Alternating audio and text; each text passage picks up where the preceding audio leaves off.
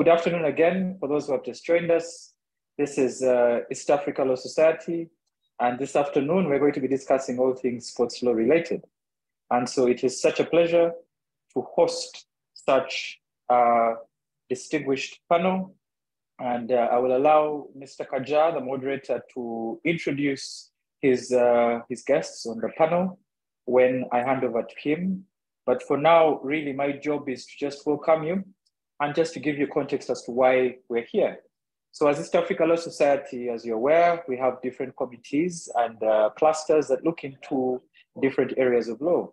In particular, we have the Technology, Media and Telecommunications Committee, which I chair, together with Claver, his partner, DLA Piper in Burundi, is the co-chair. And so this cluster basically looks at areas of technology and the law areas of media and the law areas of telecommunications and the law. And in particular, our job or mandate is to be able to share with you lawyers who are attending today to help you to understand what is happening in the market, what's happening in the industry that you operate in. And perhaps for those of you that are interested in taking up these particular specialties, like telecom law, media law, or technology law, we're able to give you insight into what fields you can be able to look at, what fields you can also be able to specialize in. And so we've had a number of webinars from the beginning of the year. We started with a webinar in anti-competition, and then we had another one in the telecommunication space. And so this is the third, where we're looking at sports law. And we have invited speakers that are going to share with you the experiences from practicing sports law, and also really just share with you any guidance and any information that may be useful to you as we embark on a journey to either specialize or to learn as much as you can in these areas. So the webinar today is going to look at things like infringement, is going to look at things like notice and takedown. We're looking at IPTV providers. We're also going to look at image rights. We're going to look at media rights that are engaged in sports. So that will, of course, also then take us into sports advertising, branding, and marketing, and look at the legal considerations therein. And so overall, we're also still going to look at other aspects of intellectual property. Perhaps since we're going to look at image rights, that will also extend to trademark, infringement, copyright where necessary. If there's any developments as well in terms of patents, if there's any sports equipment or anything that relates to patents as well, this will be something that I hope the panelists will also be able to speak to. But overall, I won't take up too much of your time, since we know for a Friday afternoon where we're having this panel, most of you perhaps after this will be getting off work or be listening to it, or you'll be listening to us as you're on the way to your weekend activities. So we hope that the panelists will be eloquent and will be able to basically share with us what they have for us this afternoon. And so on behalf of East Africa Law Society, on behalf of the president of East Africa Law Society and the entire organizing committee, welcome. I'll now hand over to the moderator, Timothy Kaja, who will introduce himself first and then read out the bios for the other panelists who are going to speak to us this afternoon. Kaja, the floor is yours.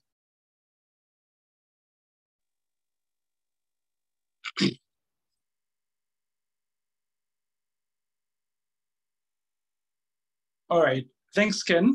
Good afternoon, everyone, those based in East Africa and wherever you're based from, good morning, good evening. My name is Timothy Kaja. I am an advocate of the High Court of Uganda, a member of the East African Law Society. I'm also a FIFA licensed agent and a sports law lawyer. And I hold a degree from the University of Uganda Christian University, a master's degree from the University of Beirut and the University of Dar es Salaam. But today it's not really about me, it's about our good panel that we have that is going to guide us in understanding what really entails in this aspect of sports media rights. How can we protect them? And in more particular, how do we balance that with takedown notices? With us is a very good panel, which I'll just read out for us. Firstly, our keynote speaker is Mr. Paolo Machi, Esquire.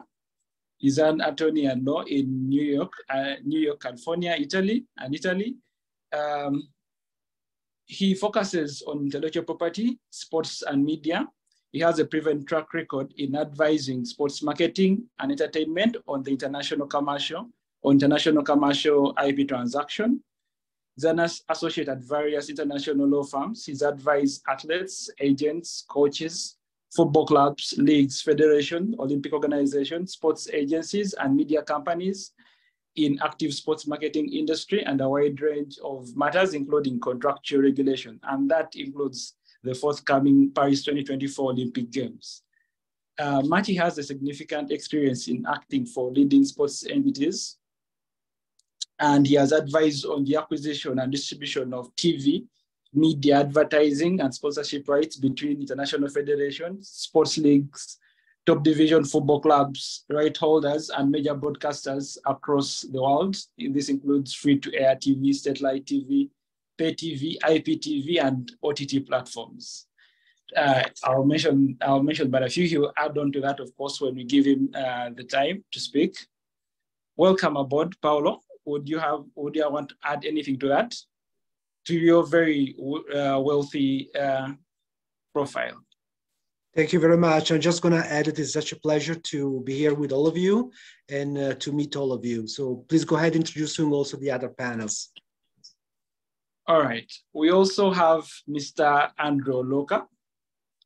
He's an advocate practicing in Uganda. He's a member of the Uganda Law Society, the East African Law Society, and he holds a degree in law from Uganda Christian University, postgraduate diploma in law from the Law Development Center of Uganda, and a postgraduate qualification in oil and gas from Uganda Christian University. Andrew is a versatile legal practitioner who has navigated around the sports space. Key for those who are based in Uganda, he handled the matter of Uganda Super League versus the Attorney General. And we are very glad to have you this afternoon, Andrew. Andrew? Very much, Timothy. Good afternoon, those who are joining us online and the panelists. A pleasure being with you guys here today and a pleasure meeting you. Thank you. We also have Ms. Charlotte Nyangeri, who's an advocate of the High Court of Kenya. He's an adjunct lecturer at Raila University. He is a facilitator in sports arbitration at Cal Mediation and Arbitration Center. She's the chairperson of the International Commercial Arbitration Law Alumni Association. She holds a FIFA Masters that is given by the University of de Montfort, SD Bonucci, and the Management University of New York. She holds an LLM, International Commercial Arbitration, from Stockholm University, and a diploma in specialized arbitration training from the African Arbitration Academy. Good to have you, Charlotte. Thank you for the kind introduction, Timothy. Good afternoon, everyone. I'm looking forward to having a scintillating discussion. Good. So after knowing who we have on the panel this afternoon, I would like to have Mr. Paolo, who is our keynote speaker. You'll have a couple of minutes, about 25 to 30, to help us understand deeper what are these sports media rights, what's happening globally, what key questions do they need, they raise, how are they managed, and he will also guide us in just briefly in what these takedown notices are and basically how these sports media rights are protected across the globe. He will be giving us from a global perspective, and when the other partners chip in, they always try to localize what he has just shared. Paolo? Thank you very much, Timothy. Thank you, everyone. It's such a pleasure to be here with all of you. I want to start this conversation by, first of all, giving the basic definitions of what we're talking about, because we are talking about media and broadcasting rights. Sometimes people get confused about this different terminology. What is media? What is broadcasting rights?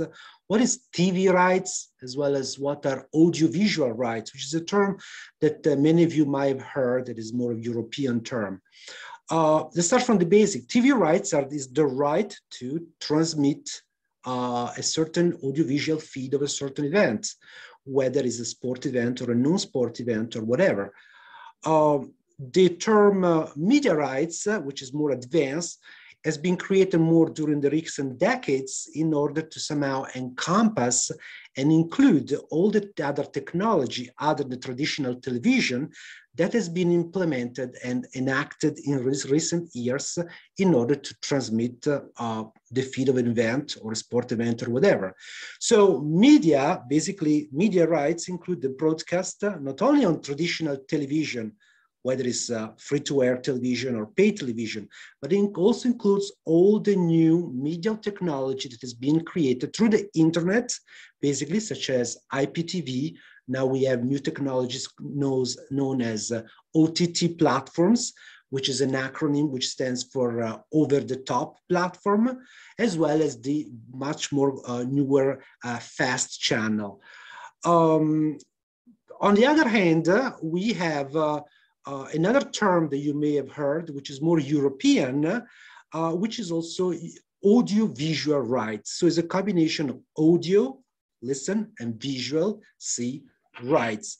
This term is basically means pretty much the same as the other two, but is a term that is very much used here in the European Union because it's the term that is being used inside the Audiovisual Media Services Directive, and that's why we have the name audiovisual, that has been implemented as a law within the entire European Union back in 2010. And basically, sports and media, they always have developed a self-interest relationship, so that somehow intercommingle with each other, and somehow they've always supported each other. Basically, because we know sports the way it is now, thanks to the media.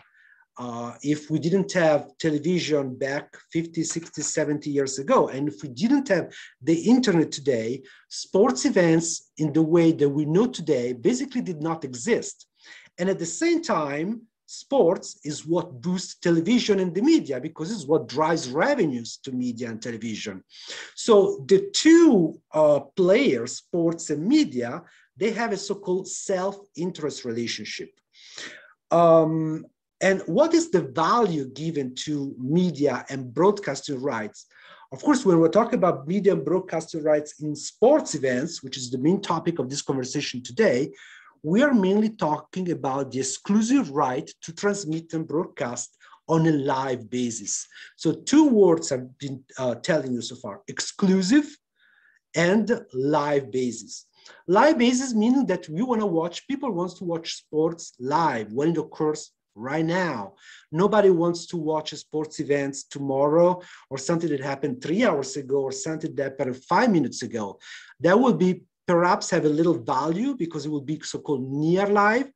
Some sports events may have a value even 20 years from now, but the big chunk of the revenues coming into the sports industry, of course, they come from live events that are transmitted right now as you speak.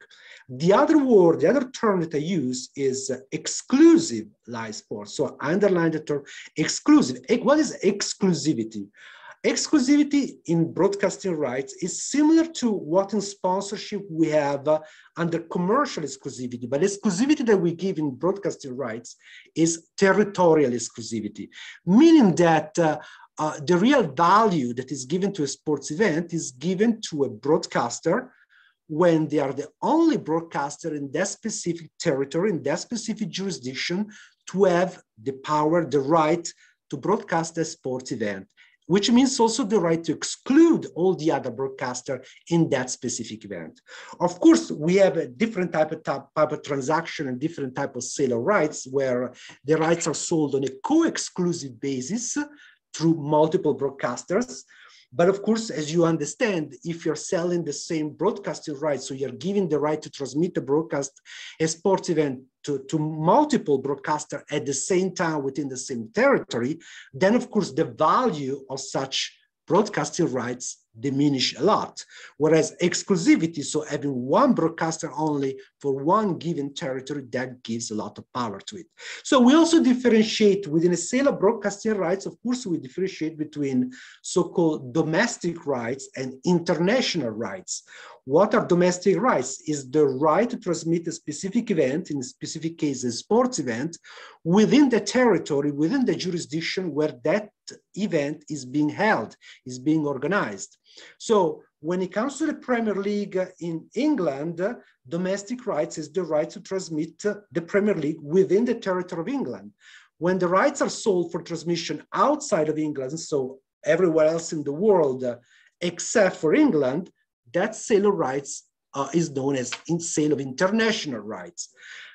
Sounds kind of like simplistic, but is extremely important because, of course, the value of domestic right in a given territory is extremely higher than the value of international right. Because, of course, if you are British and you are watching the Premier League in London, the value of the right to the Premier League in London are extremely high. If you go to China and you want to watch the Premier League, and Chinese may be interested to watch the Premier League, but of course, the value for the Chinese territories, so the international market, is much lower than the one that is the domestic one. So within this framework, of course, there are a lot of players that move around. Of course, we have the original rights holders. So there is this term about rights holders are those who basically are the initial holder, the initial owners of broadcasting rights. Usually those are federations, leagues, clubs, sports entities, those who actually basically organize the event. So I'm working for the organizer of the 2026 Olympic Winter Games, which will be held here in Italy. The organizer is basically the owner of the rights, is International Olympic Committee based in Lausanne. They are the owner of the rights. They are those who are entitled from a legal standpoint to sell the rights. However, in the sale of rights, sometimes rights are not sold directly to a broadcaster because that's people will just see what's on TV, of course, but they don't know that sometimes the chain of title between various entities, including leagues, federations, sports marketing agencies, gatekeepers, intermediaries, other broadcasters, sometimes it's quite long. So before arriving to watch a specific match of the Premier League when you are in Kenya or in Uganda, sometimes the rights are not sold directly from the Premier League, but they go through other entities. So there is this chain of title, and sometimes entities that are involved with different license and sub-license to various entities. We also have entities which are known as gatekeepers, sometimes as so-called intermediaries or sports marketing agencies.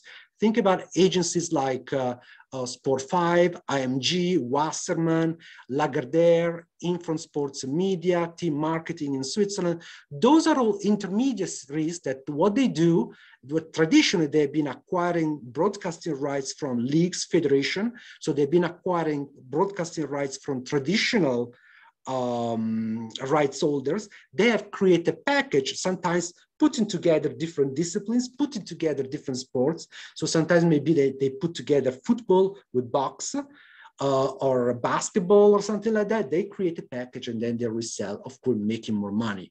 And an entity like this sometimes is called gatekeeper, especially when that entity, like a sports marketing agency, will cover an entire territory, like the European Union, for example, when the rights are sold in block, en masse to one entity, and then through multiple licenses or multiple sub-licenses, and then the rights are sold.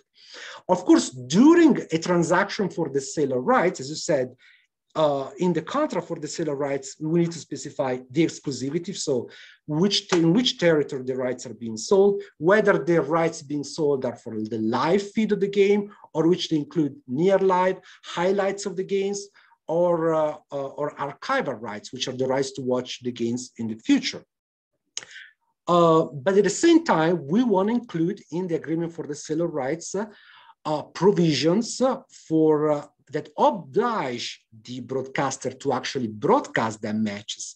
So it sounds kind of counterintuitive to think that a broadcaster will acquire broadcasting rights and not transmit such matches. But sometimes, especially in the past, the intent of many broadcasters was to just collect a lot of broadcasting rights from multiple rights holders, from multiple federations or league, only for the purpose of just collecting them, but not broadcasting, but only for the purpose of blocking the market and making sure that their broadcasting competitors will not broadcast certain sports events. That kind of practice sometimes is prohibited, but by law. But contractually, if you look at some contracts, you have at times, and as a lawyer, you want to make sure that it is in the contract when you're selling the rights and you're representing the rights holder, an obligation to actually broadcast. And if the broadcaster does not broadcast live, then you might want to include a termination clause or a liquidated damages clause within that agreement. On the other hand, so we noticed that there are a lot of, from a legal standpoint, there are a lot of issues that play around the sale of broadcasting rights. But let's see mainly two legal topics. One of them is copyright law, because of course, what are broadcasting rights after all? Are they broadcasting rights? Are they part of copyright? Are they part of IP? Of course they are from a certain standpoint. However, when we look at the law, both case law and doctrinal law for various jurisdictions, especially here in Europe and in part in the United States, we notice that according to the majority of the jurisdiction, or majority of the law, copyright law does not per se attach to a sporting event. I underline that. For the majority of jurisdictions, copyright law, there is no copyright law, for example, in a football match. According to the majority of studies, when it comes to both case law and doctrinal studies, a football match is merely a bunch of players that are kicking a ball, and there is no copyrightable element to it because there is no originality, according to many. However, we do know that sport is very valuable, especially football internationally. So where does that value come from? How copyright really attach to football matches and sporting events?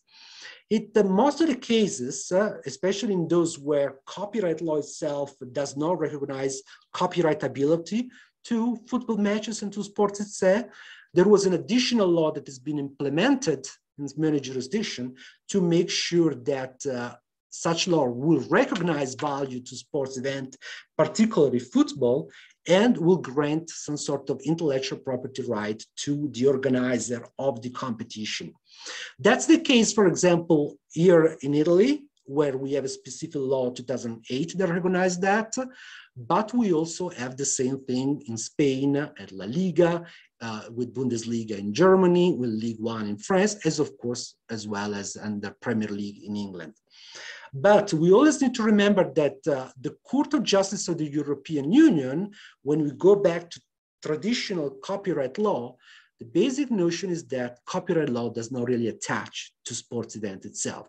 So it's just an additional element that was created of the law. And sometimes, like in the case of Italy, the law, specific law 2008, that is a very well-known piece of legislation that regulates the sale of broadcasting rights in football, is known as the Melandri law, basically tells us that in football and other sports events that are recognized by the Italian National Olympic Committee, copyright law attaches by way of that law, and that the rights holders of the broadcasting rights to that football match of the Serie A will be the organizer of this competition jointly with the organizer of the event.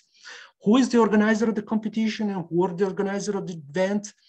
Basically, the law says the organizer of the competition is the league or the federation, whereas the organizer of the event will be the two football clubs that play a specific match. So when it comes to a specific match, the law here in Europe will provide that copyright law belongs to both entities, so the clubs playing the match, as well as the league or the federation to which they belong. And the rights, however, will not be sold by the clubs, but the clubs will somehow give the rights to the league, who will sell the rights to broadcasters, and then will receive money, will be then redistributed to all the clubs. It sounds kind of confusing, I know, but let's go back a little bit. Traditionally, when it comes to football, the rights, broadcasting rights, used to be sold on a so-called individual basis. So before 1992 in England, before the creation of the Premier League, and before 2008 here in Italy with this new law, all single clubs of the top flight football league were allowed to sell the rights individually to broadcasters. However, the market noticed that by doing this, by implementing this individual sale of rights from single clubs to broadcaster, only the major broadcaster in the league will make money. And only the major football clubs in the league will make money, whereas the small football clubs will basically lose money. So in order to reach some sort of equity between all the football clubs in a specific league, whether within Premier League, Bundesliga, or Serie A in Italy, the law basically created what is known as joint or collective sale of rights. Sometimes, like here in Italy, they refer to it as the centralized sale of rights, as opposed to the individual sale of rights I told you earlier. So if a few minutes ago I told you that the older type of sale of rights was individual sale rights, with this joint collective sale of rights, the rights are sold, are given to the leagues to which the clubs belong. The leagues put on the market through an invitation to tender the rights. The leagues makes the money from the broadcasters to which the rights are sold, and in turn redistribute the income, the process, to the single clubs. In Italy, there are 20 clubs, either on a 50% basis equally between the clubs, and then there are other numerics, other parameters to redefine the distribution of rights. For example, based on the sports result achieved by the specific football clubs in a given year or in a 5-year period. So this is just a big framework of how broadcasting rights work, how they are sold. There is another element of law that should be mentioned, but I'm not going to go much into that topic. And that is, of course, antitrust law. The second big element that plays around in the sale of broadcasting rights is, of course, always antitrust law, especially here in Europe, a lot in the United States. Here in Europe, we have a very important piece of law, which is the Treaty on the Functioning of the European Union. It's a very old piece of legislation. We have two articles, Article 101 and Article 102 of this TFEU, Treaty on the Functioning of the European Union, that basically prohibits the creation of a dominant position and bid by one or multiple entities. So why is this antitrust relevant to the sale of broadcasting rights? Because it's in the interest of the public and our legislature, at least here in Europe, but also in the US. I want to take an example, but it's the same pretty much all over the world. I'm pretty much sure. It's in the interest of the public to make sure that when the rights are sold to one broadcaster, that broadcaster does not create a monopoly, does not have a dominant position over other broadcasters, because of course, the interest of society is making sure that there is some sort of equity and opportunities are given to multiple broadcasters. So not only to traditional state-run televisions or traditional pay televisions like Sky Television, but also new platforms, new technology like OTT platforms actually benefit from the sale of rights. So in the past, to make sure that the rights, and even today, I should say, to make sure that the rights are not acquired for too long by the same entity, what the law created was this rule called no single buyer rule, first of all, the rule that not only one entity will acquire the rights, as well as rule implementing a limit to a sale of rights. So traditionally the rights, at least here in Europe, are sold only for a 3-year cycle. But of course, when it comes to such an expensive sale of rights, because we always talk about billions of euros when it comes to Serie A, football, Bundesliga, or especially Premier League, when it comes to be money involved, of course, there is always a lot of people who do not want to pay to watch the matches on TV. Of course, you need a subscription to watch Sky Television or to watch an OTT platform like DAZN. Some individuals, of course, are infringing copyright. They take advantage of the situation and somehow either they make money by putting on the online content that should not be put online, and this is also known in Europe as audiovisual piracy, or somehow, they somehow use and exploit audiovisual content, sports audiovisual content without having paid for a subscription. And this is actually the main topic of this conversation, and how these things are taken down through so-called rules of notice and takedown. So Timothy, I'm going to give you the floor back to you.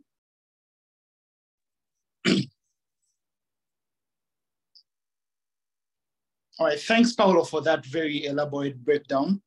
I hope with that we also have a picture of what really these rights entails, how are they dealt with, and that's on a global scale. We'd like to continue to welcome our attendees. We'd like to recognize the presence of Dr. Donald Jokare, the president of the Uganda Olympic Committee, Mr. Brian Wesala, the founder of Football Foundation for Africa, Miss Laura Shepkoril from Kenya, all our colleagues from Tanzania, South Sudan, and Burundi. We are very, very, very glad to have you this afternoon joining us.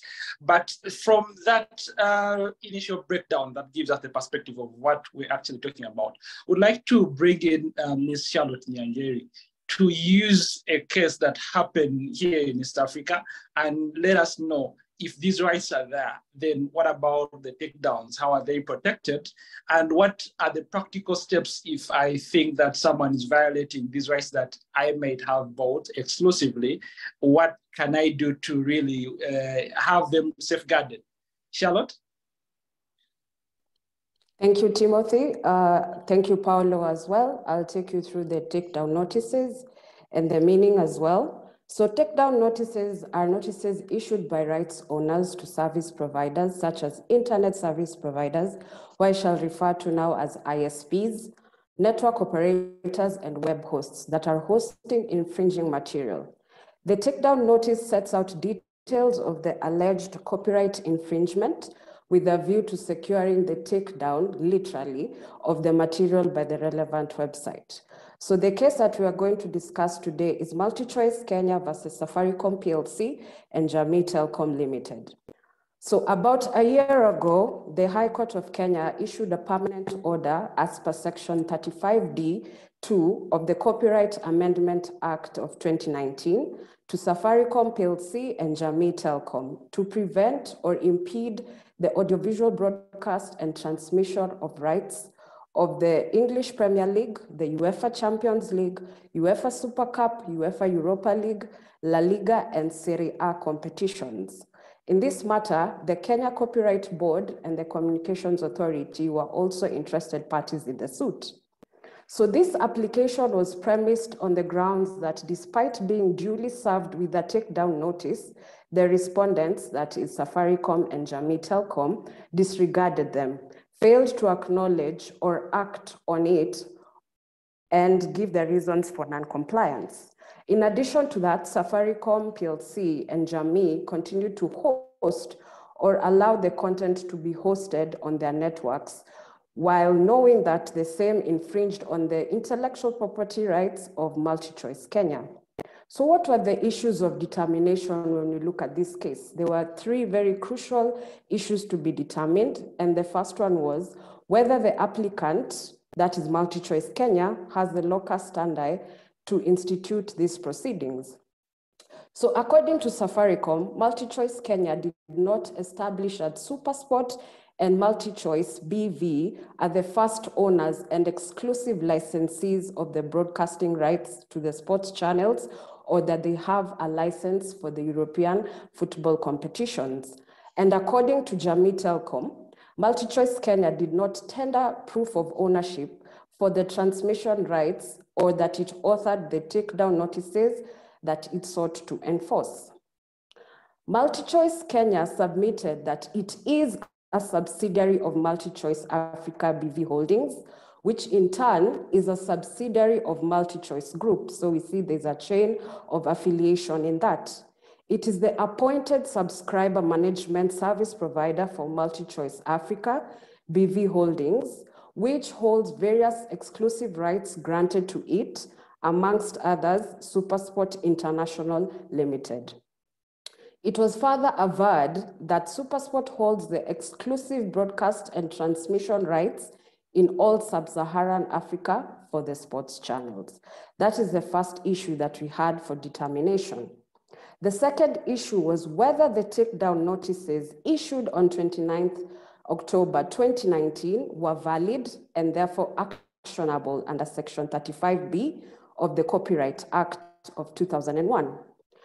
MultiChoice issued a formal takedown notice to the respondents, citing 141 sites for allegedly infringing on its rights by rebroadcasting and replicating its exclusive content without authorization. What did Safaricom say? Safaricom submitted that the said takedown notice did not describe in sufficient detail the copyright work alleged to have been infringed, and that as a result, they were therefore unable to locate the specific infringing sites within the domains. Jamii Telcom similarly submitted that the takedown notice was invalid as it was not specific to the nature of the copyright work and the location of the infringing content. With MultiChoice Kenya having sent out the notices, whether or not the notices were ignored by the recipients could not prevent the respondents from complying with Section 35B, subsection 5 of the Act, which required them to disable access to the material within 48 business hours unless they received a counter notice fulfilling the requirements set for takedown notice and contesting the contents of the takedown notice. The third and final issue for determination was whether MultiChoice Kenya had made out a sufficient case for the granting of the orders sought. So under the same act, that is the Copyright Act number 12 of 2001, specifically under Section 35D, a person may be able to apply to the High Court for the grant of interim relief where he or she has reasonable grounds to believe that his or her copyright is being or may be infringed by a person situated in or outside of Kenya.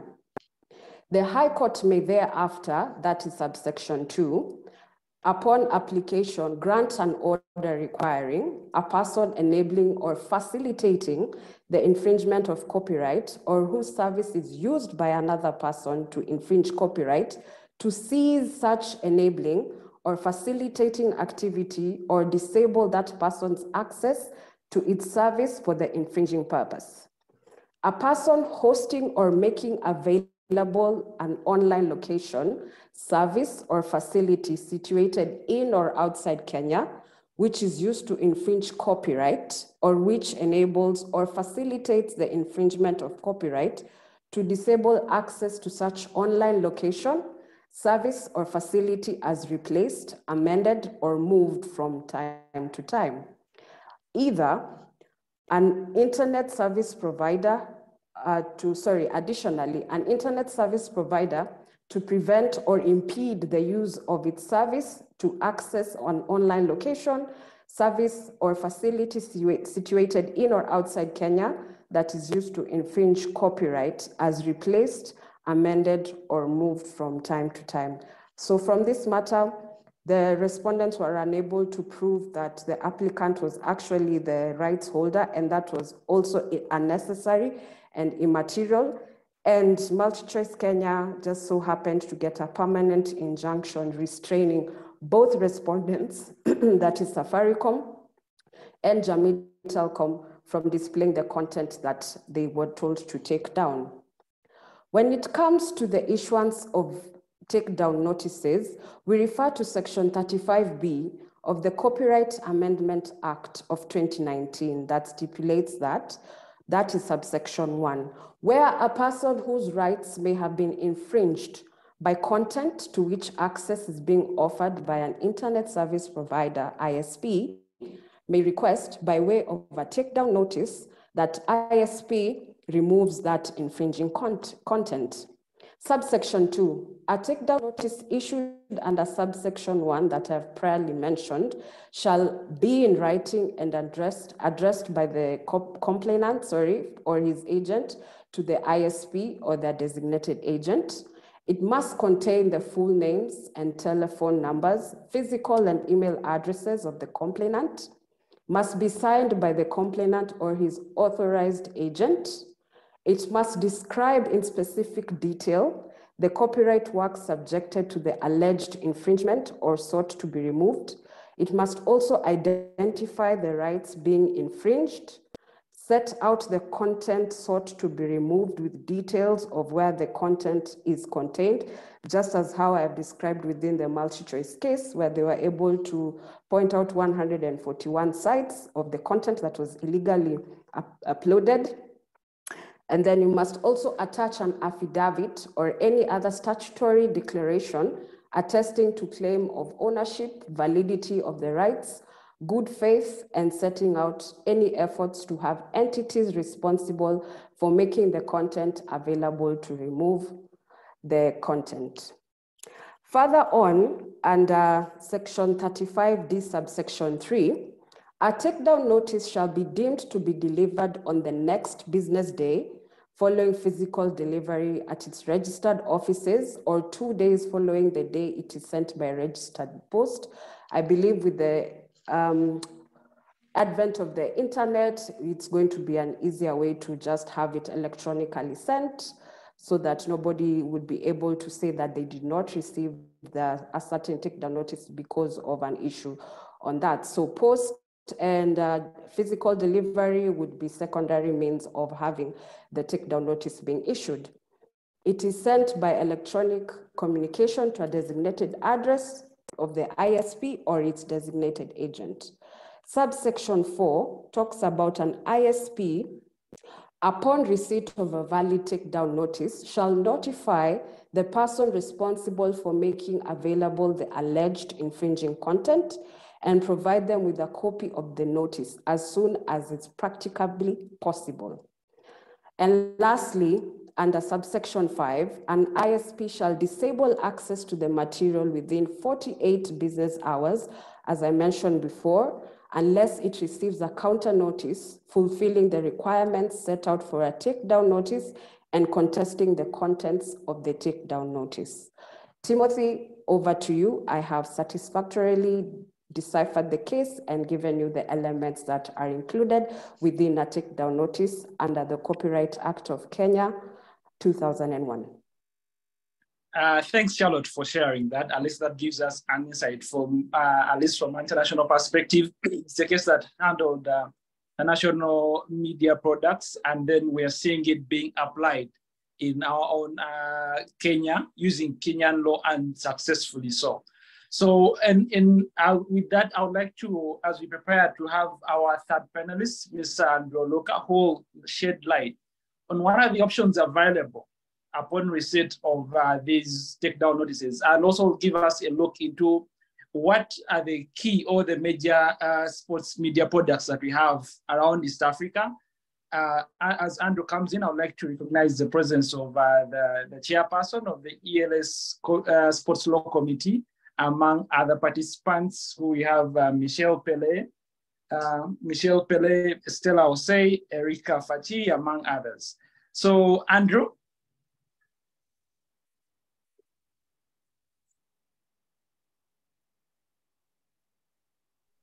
Timothy, thank you very much. I hope I'm audible enough and I can be heard.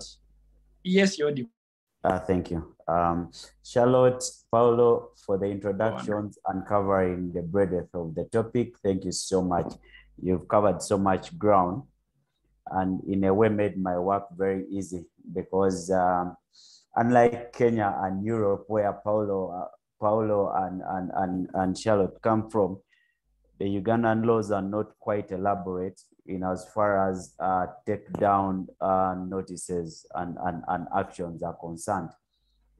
Specifically, our Copyrights Act does not provide for the option to notify an ISP or request the ISP to take down infringing content.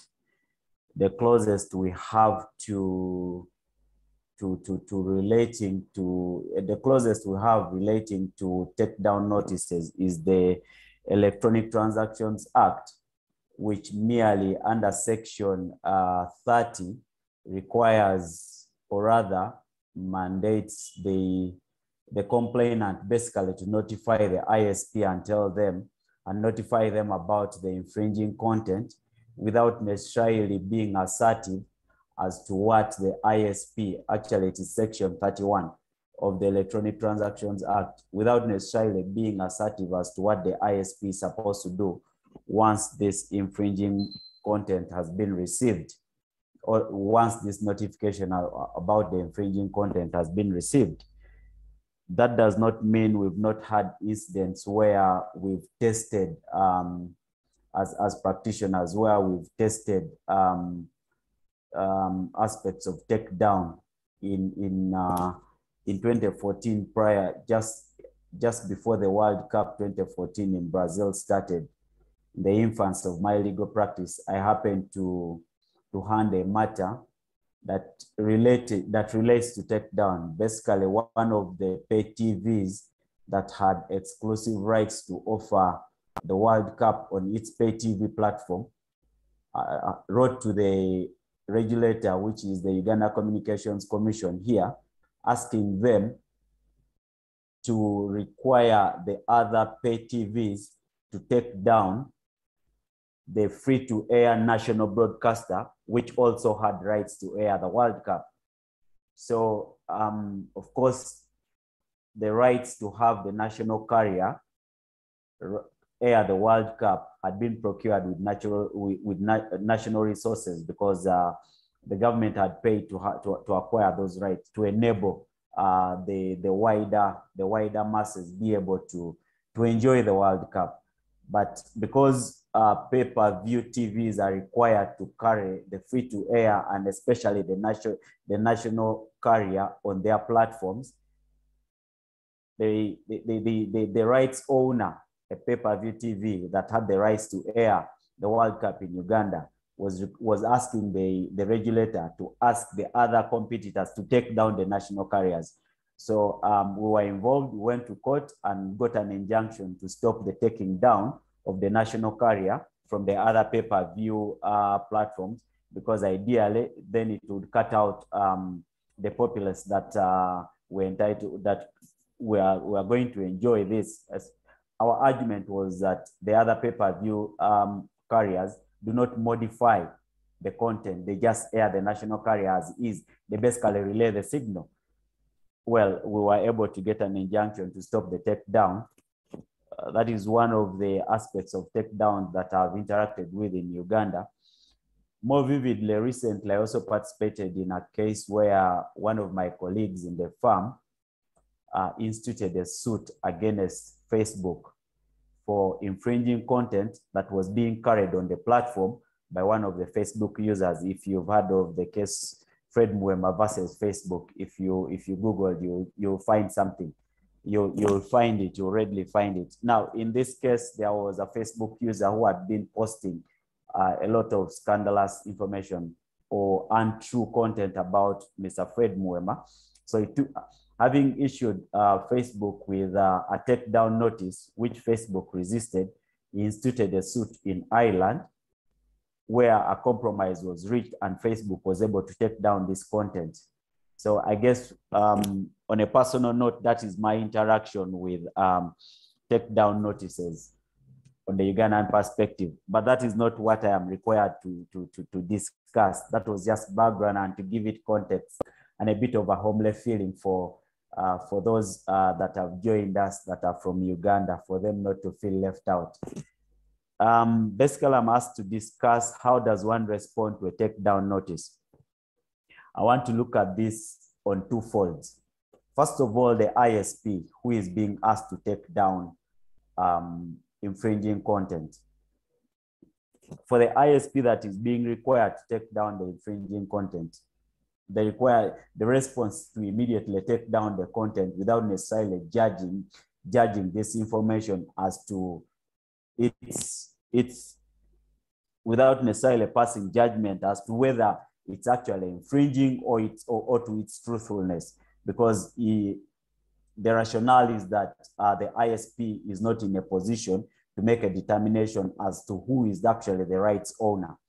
But pegged along the requirement to take down the infringing content is the requirement to immediately notify the content owner that there's been a complaint about this content and you've taken it down.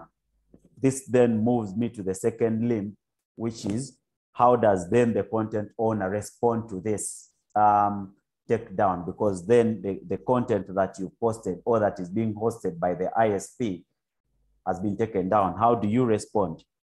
Of course, the content owner is interested in having this content out there, okay? And probably that's where they generate their revenue, or probably that's how they're marketing themselves. So whichever way or for whatever purpose they are using this content, it is in their interest that this content is out there. So the content owner, who then is a third party not involved in the takedown notice, can issue a counter notice. Basically, a counter notice is to affirm this content and give assurance that this content is not infringing. What does it require? What do you need what do you need when issuing this counter notice? You have to disclose your physical address. You have to disclose your signature, your full particulars. You have to disclose the identification of this material that has been taken down in detail. What was the content of the material? Where was it aired before it was taken down? And then, of course, you have to issue a statement to guard against falsifying this information regarding the content. You have to issue as a statement where you confirm to the truthfulness of this content, or at least to demonstrate that it could be you're protected under fair use, especially as a defense, especially where you confess that the content is not yours. The purpose of doing this is to reach out, by and large, to obstruct people who use takedown notices as a threat, basically to threaten the content owner to take down their content. Otherwise, the easiest way to resolve most of these issues is to go through court, because then it's only court that can determine who is the proper content owner. I mean, where you have two factions claiming, I own the content, you own the content, he, she. The only way is to go to court, and like we've seen from the MultiChoice Safaricom case, it's the only way you can assert your rights, because that's the only platform where you can go and prove your ownership. Okay, now that I have covered a bit of that, we've seen some incidents of, by and large, I don't know, and Paula and Charlotte will help me. I don't know how to package this, but there is a situation in Uganda, for instance, whereby a number of local radio stations do run play-by-play commentary of EPL games. This is the English Premier League and the other European League games. So basically, someone is watching on TV and running commentary in the local dialect, basically describing what is happening. Now, I have come across notices, and this is why in our dry run, I was telling you, some of these have been resolved amicably with the regulator. I have come across notices where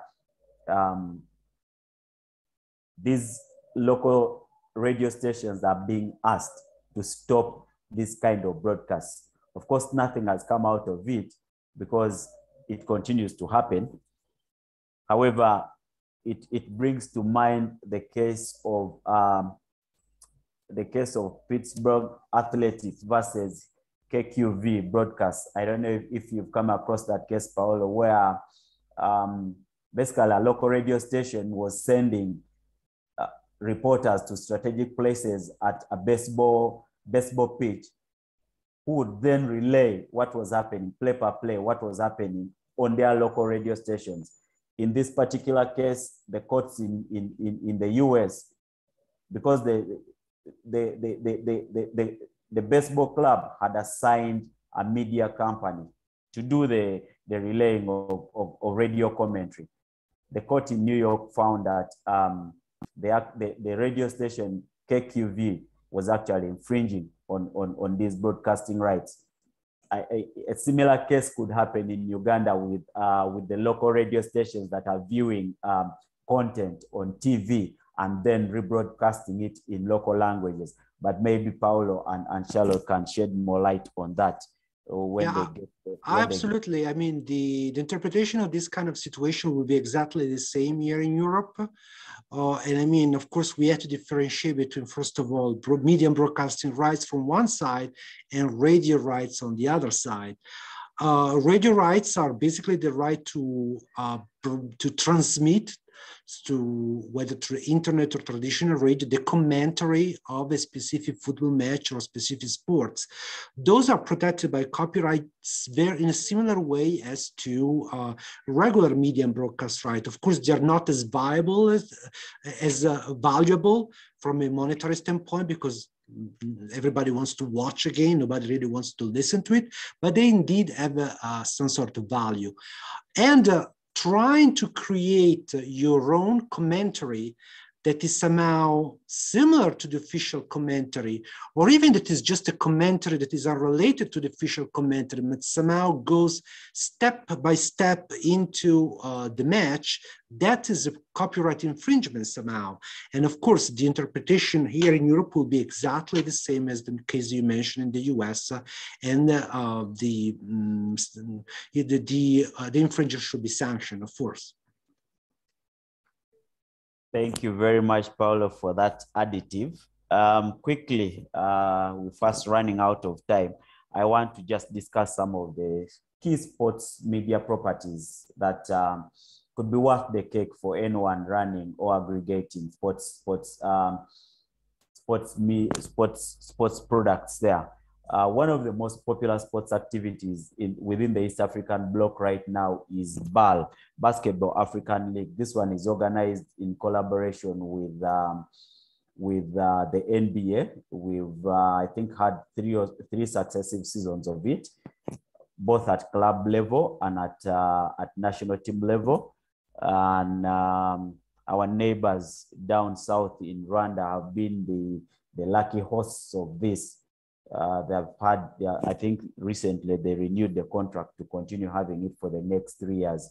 This is on top of trying to grow the game of basketball, this is a very good marketing ground for someone interested in sports media properties. Of course, the local leagues, football leagues in the East African region, especially I think the one in Tanzania that is called League Kubara, that has Azam TV as media as broadcasters, and then NBC Bank as title sponsors is another lucrative one. They have facets of other sponsors that are sponsoring it, and I'm sure they are benefiting from it.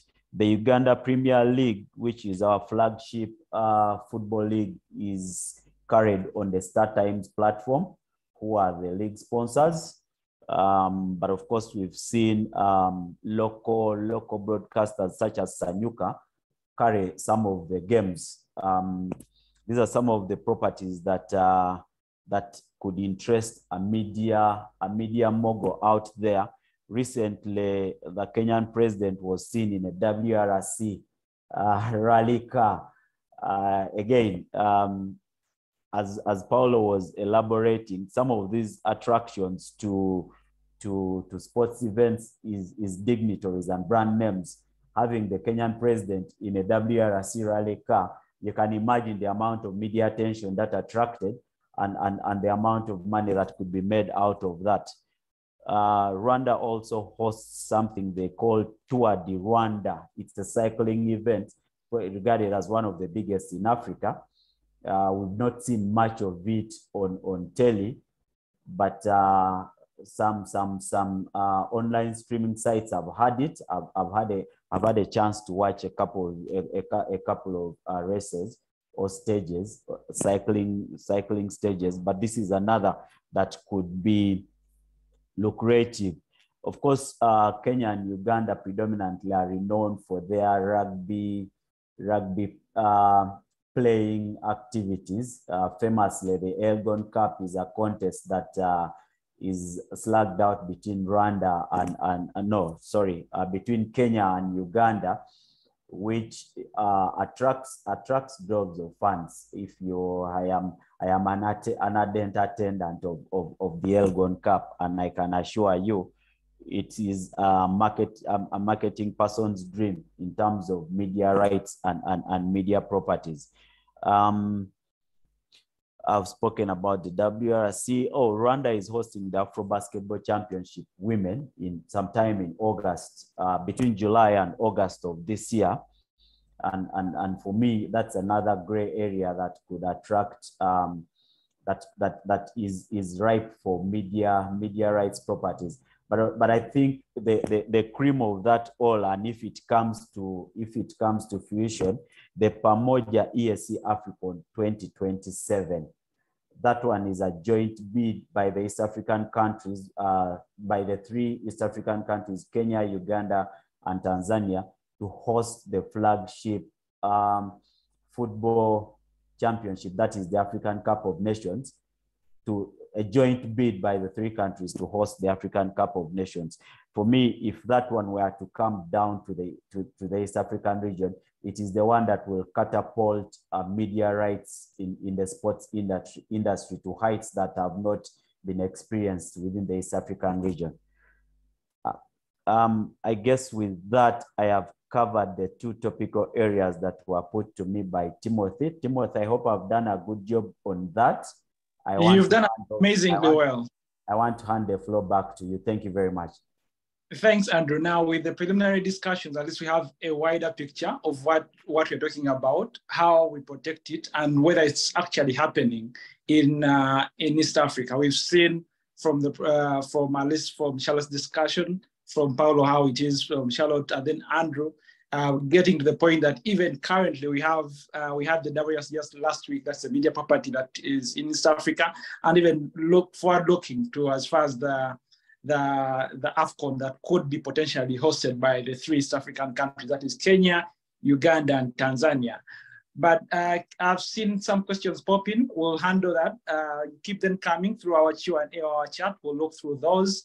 And Paulo, one is directed for you from the chairperson of our National Olympic Committee, but we'll handle that after you respond to this, which is our next segment, in telling us the global trends in dealing with sports media properties. And then from that, we can see, and then from those global trends, whether we can go to how are they really infringed, at least in practice, what do we know? But for now, let us first look at what are the global trends in managing, protecting, and dealing with these sports media rights. Paulo? Thank you, Timothy. Thank you, Andrew and Charlotte, for your wonderful presentations. Very, very interesting, especially from my perspective, because it's very unusual for me. It's very rare for me to have the opportunity to hear about all this case law. And I'm also, by the way, very glad that after all, the approach is very, very similar. I mean, we are far away geographically, but in the end, I mean, the approach and how things are taken care of is pretty much the same. Perhaps because the technology behind all these issues is exactly the same. Technology, of course, that's new trends that are going on when it comes to broadcasting rights. Of course, they're all interconnected with the arrival on the internet and the evolution of the internet, the evolution of social media, and the evolution of new platforms. We have seen that during the past 10 to 15 years, we have seen the growth of so-called over-the-top platform, which also is referred as OTT platforms. We see a rise, which is somehow interconnected with pay television, because after all, an OTT platform is the same as pay television, is only that it's done through the internet. I said it is similar to pay television in the way that you require a subscription. In pay television, you require a so-called set-top box to see it. On the OTT platform, you only require a cell phone or your computer to download the platform, and then you need a subscription as well. So there are similarities, of course, to pay television in the sense that you're required to pay money to watch it. But of course, the advantage of OTT platforms versus traditional pay television is that where traditional pay television was only on a TV screen that you had to put it on and put it on your wall, these days now, all pay television, they have either a player, which is actually an OTT platform, or other entities like DAZN, Roku will create separate OTT platforms that are completely unrelated to a television. So we see different interactions and different interests playing from various players, because from one side, we see traditional televisions who wants to maintain the status, whether they're so-called free-to-air linear television or pay television like Sky, they will maintain, of course, their status. So what they're doing these days when they see new platforms and on-demand television rising, platforms like DAZN, of course, they all try to catch up and create their own channel, their own online channel through their own player. So you see, for example, NBC in the United States, they have a platform, which is an OTT platform, which is known as Peacock. All televisions do that. And in the acquisition of media rights package, that is always taken in consideration. So when the rights from big leagues federations are sold to broadcasters, they do not only take into consideration how much money the broadcaster is paying, but they also take into consideration the reach out to their population. And most importantly, these days, in addition to financial guarantees, they want to have technological guarantees. So this means that big federations or league, like federations like Premier League, Bundesliga, or Serie A, whenever they issue an invitation to tender, they always want to make sure that their potential bidders will actually place a bid that includes a full guarantee that will actually be able to broadcast the event. This is not really something simplistic, because we have seen, for example, during the past 3-year cycle, a Serie A here in Italy, OTT platform DAZN, they have tons of problems of connectivity through the Wi-Fi. And we had huge situations where for 1, 2, or 3 multiple minutes, basically the audience will just see a black screen.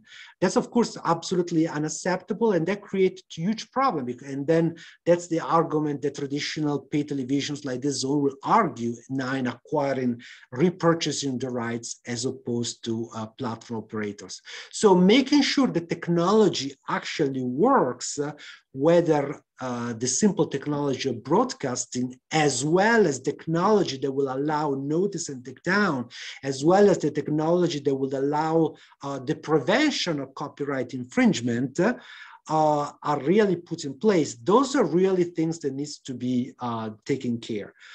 At the same time, where rights are sold by leagues and federation, earlier I was telling you that for antitrust reasons, rights are normally not sold for more than for no more than a 3-year cycle. So meaning that traditional, for example, year Serie A rights will be sold for 2018, 2021, 2024, and so on. Now we are in a new sale of rights with a new cycle in which the rights are allowed to be sold on a 5-year basis, or to be more specific, on a 3-year basis, with the possibility to purchase for an additional 1 year and additional year again, making it a total of 5 years. This, of course, will have to pass antitrust muster, meaning that the authorities of specific countries, at least here in the European Union, they will have to evaluate such kind of 5-year sale of rights versus use the old traditional 3-year seller rights.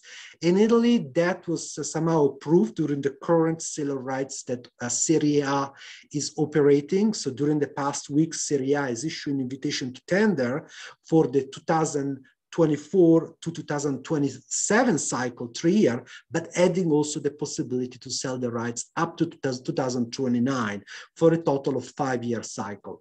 But so you wonder why, from one side, I'm telling you that antitrust play a major role because we want to avoid the creation of monopoly, but why then at the same time in many European countries now we are discussing the opportunity of selling rights for 5-year cycle? Because of course, the other interest that plays around is the interest of new platforms, so new operators like OTT platforms.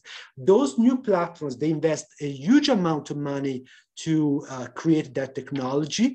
And in order to receive a revenue from that sale of rights, 3 years, sometimes a 3-year cycle, most of the time is not enough. So allowing a 5-year cycle of a sale of rights, that will absolutely enhance and assist new technologies. And of course, within seller rights, at least when we understand the way we understand it here in the European Union as well as in the UK, within the centralized joint seller rights that I told you earlier, we have 2 methods of seller rights. The older type of method was a platform-based seller rights, whereas the new one is so-called platform-neutral seller rights. In a platform-defined, platform-determined seller rights, which is kind of like the old type, the rights will be sold only to one broadcaster for a pay TV package and only to another broadcaster for the internet streaming package. So in order to avoid conflicts from an antitrust standpoint, the League of the Federation will divide the rights in TV rights and selling TV rights only to Sky Television, for example, and internet rights separated and sell them to DAZN separately. That was the traditional way to make sure that antitrust problems will not arise. However, in order to monetize more and create a more equitable package this day, and a package that is more modern and understands better the arrival of new technology, leagues and federation, especially here in Italy, but Premier League did it years ago, was going towards a platform neutral sale of rights, meaning that the rights are sold more to one operator, and then it will be up to that operator to then exploit the rights on the basis of the technology available to that operator. So this recognizes the fact that an operator like Sky Television is not just a pay television anymore, but a new trend for a broadcaster like Sky is to have the traditional pay television as well as a player on the internet at the same time within the brand of Sky. So under a platform neutral seller rights, this is all recognized because the operator then will be able to somehow exploit the rights with different type of means of technology available to them. So the new trend today is to sell the rights through different packages, which mix both exclusivity and non-exclusivity, platform defined versus platform neutral sale, as well as a mix between free-to-air rights versus pay TV rights. So rather than just selling blocks of rights, there is more of a mix of different rights and different packages. And this apparently is boosting, at least from a European perspective, the seller rights. I also, Timothy, I don't know if I can do it now, but I also noticed a question from someone in the audience, but I don't know if you want me to wait to answer to the question. Somebody called Donald. Yes, our next question squarely falls into what Donald is asking about. So you can feel free to take it on now, and then we can bring in Charlotte and Andrew to buttress on that. Okay, so I see Donald Rucare was asking to me specifically, how do we deal with individuals who stream live sporting events from the event venue via their mobile devices, from their cell phone? We see this at events like the Olympic Games. Of course, I mean, this has been a trend that has been going on for several years, of course, because everyone these days, as unlike in the past, everyone these days has a cell phone which has the capability to record the video. There are two different views of this problem. One way and two different ways of tackling this problem, taking into account the fact that there are various interests involved. One thing is the interest from the copyright holder, but at the same time, there is also the interest of the public as freedom of information. Freedom of information means that the public needs to be informed. Public has the right to know what's going on. And at least the way we interpret here in the European Union sports and sports like football, sports is considered in most situations an event of major importance for society. So it's an event that basically the audience, the public, has the right to watch. It's part of our culture, it's part of our education. So that cannot be undermined. So freedom of information is and remains extremely important. But on the other side, we had the opposing conflicting interest, the interest of those that we are just discussing so far, the interest of rights holders, the interest of broadcasters, the interest of leagues and federation. If we go back to my initial conversation, I mentioned that from a mere copyright standpoint, the law does not really recognize copyright to an event like a football match. However, only in some jurisdictions, like here in Italy, there is a law like which I told you earlier, the so-called Melandri law, that basically changes copyright law and grants copyright to a football match and to the organizer of the events when it comes to broadcast. On the other hand, in those jurisdictions, even here within the European Union, who do not have such a law, rights holders, leagues, federations, and broadcasters have their rights recognized and protected from a different legal theory, actually two theories. One is the domiciliary right theory, and the second is more from a contractual ticketing theory. So from a domiciliary venue theory, basically the rights of the organizer of the sports event, meaning the broadcasting rights, are being protected by the fact that an event is being held in a private place. So by prohibiting the public to do certain action within that venue, so by protecting domiciliary rights, that's how leagues and federations, broadcaster rights holders do protect their right in a jurisdiction where applicable law does not grant copyright to a sport event. So in that case, the owner of the venue, like an owner of a stadium or an arena, will be allowed basically to go around, have security at the entrance of the venue and within the venue to be able to go to the audience that is basically filming an entire football match and halt that individual. Of course, then there are also personal rights, meaning that you cannot strip search everyone that entered into a stadium. That's not going to be even feasible from a technical standpoint. You cannot even do that. You have to allow people to enter a stadium with their own cell phone. You cannot prohibit that. You can even have an argument that if the person is taking a picture or is filming for 2 or 3 minutes or a few seconds, that will be okay because that will be still acceptable. However, whenever you see someone that is filming the entire football match, the entire opening ceremony of the Olympic Games, in that case, the organizer of the event is entitled to go and halt that individual. And that goes, if it's not protected by copyright law, it will be protected by these rights called domiciliary rights. Also, the rights can also be protected from a pure contractual standpoint, because whenever the audience, the spectators enters into a stadium with their cell phone, they also need to pay a ticket to enter the stadium. And when you purchase a ticket to watch a football match, either in the back of the ticket or in the terms and conditions that you have to accept online when you purchase the ticket, it's very, very likely that it's written that you have a prohibition, specific prohibition from filming for recording any portion of the event Or even worse, you have the prohibition not to stream that event, because then you will basically act as a broadcaster. So that's how you get around by physically either imposing a contract through a ticket, or by physically halting the people at the entrance of the stadium.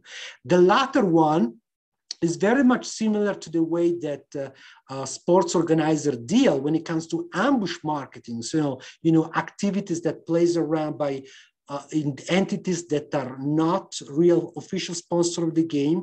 Whenever a so-called insurgent marketing, ambush marketing occurs, the organizer of the event, like the organizer of the Olympic Games, will have the rights to go to certain individuals and say, look, you cannot enter the stadium dressed like that, you cannot do certain things, you cannot film, you cannot record, and you have to exit the stadium. So that's how they play around in this kind of situation. I hope this answered the question of Mr. Donald, but please let me know if you have additional questions on these or other topics. All right, thank you, Paolo. Just to add on to that, I would like to bring back Charlotte first, and then she can be followed by Andrew on what other ways do we know that infringement of these sports media rights is ongoing. Charlotte? Thank you, Timothy. So I'll talk about the illegal streaming. That is the one that is curbing mostly the traditional model, where we have the rights holders that give, or rather they allocate rights to a broadcaster, and then the broadcaster disseminates the information through audiovisual content to the fans. So this illegal streaming normally provides the opportunity for viewers who are not able to afford to access legitimate services to enjoy sports matches. So some of the users of these illegal sites, they normally cite that they're providing legitimate means of accessing the material or the sporting codes, and original broadcasters are holding sport fans to ransom. So if they're not able to pay for the subscription, as Paulo has mentioned, then they'll always find a way to go around the situation and hence get themselves into illegal streaming. So these users could live stream the videos of sports matches directly from being in the audience of a match, or from television to any viewers who use the application, therefore undermining the sports broadcasting rights of the traditional broadcasters. So we have two examples that I can give, companies called Periscope and Meerkat. They forbid the users from posting videos that would constitute copyright infringements, but they monitor, and enforcing this rule is also difficult at the same time, despite them prohibiting, because of the voluminous levels of the videos and all the content that is uploaded. Then, especially when Periscope alone has more than 10 million users who have produced more than 200 million broadcasts. So I will talk about the illegal streaming. And then what I'd also mention on a light note is the digital piracy. And we can begin with the case of the gang that was recently sentenced. It was a hacker gang in the UK. And there were 5 people, there were initially 6, but one of them is still on the run. 5 people were sentenced to jail time for offering cut price subscriptions for the Premier League matches. And this was available to more than 50,000 people. So one of the accused, called William Brown, who was 33 years old, used his technical skills to hack legitimate customers' accounts to access and copy the streams. So his thinking on that was that the subscribers would be able to take the fall for it when they were identified by the authorities. So in this type of a situation, when we have the national laws providing various options for tackling the digital piracy, that includes shutting down illegal websites, broadcasting organizations have also pressed for better legal protection at international level. Not only is this one of the cases that we have seen come to light, but we have this almost every other day, especially when it comes to EPL games in West Africa. Nigeria has one of the largest numbers of digital pirates that are illegally streaming these sporting events to other subscribers, or could be other people who are interested in watching the match. So those are the two types of common ways that we have in which sports media rights are infringed, and we can have Andrew finish off with the last one, and that will close off the issue of common ways through which the rights on sports media are normally infringed.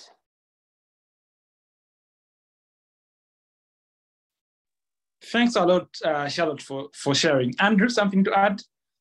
Thank you, Charlotte and Paulo. You've covered again the larger part of the ground. But I just want to be practical with Mr. Donald Rukare, who I know quite a bit from his time in boxing and onto the IOC now. I think for me, for clarity, the reason why most jurisdictions do not apply copyright to live games is simple. There is no authorship. At that very instant moment, there is no one who can predict, for instance, how a player is going to dribble, how he's going to shape his body. So it lacks that authorship. You can't choreograph it and say this is how player X is going to move for purposes of you saying, I am the one who choreographed this and I am the one who created this. And that is why the rights will start at the point of you relaying what is happening on the pitch to a wider mass, hence broadcasting rights. Now,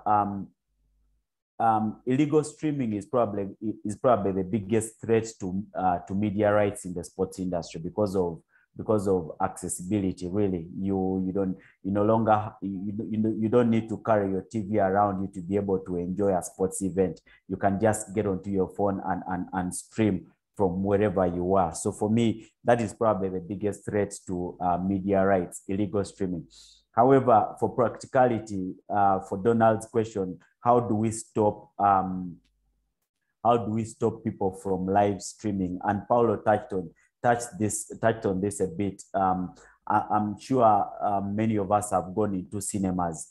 As you're walking into the cinema, there is a clear signage telling you you're not allowed to use your phone while in the cinema.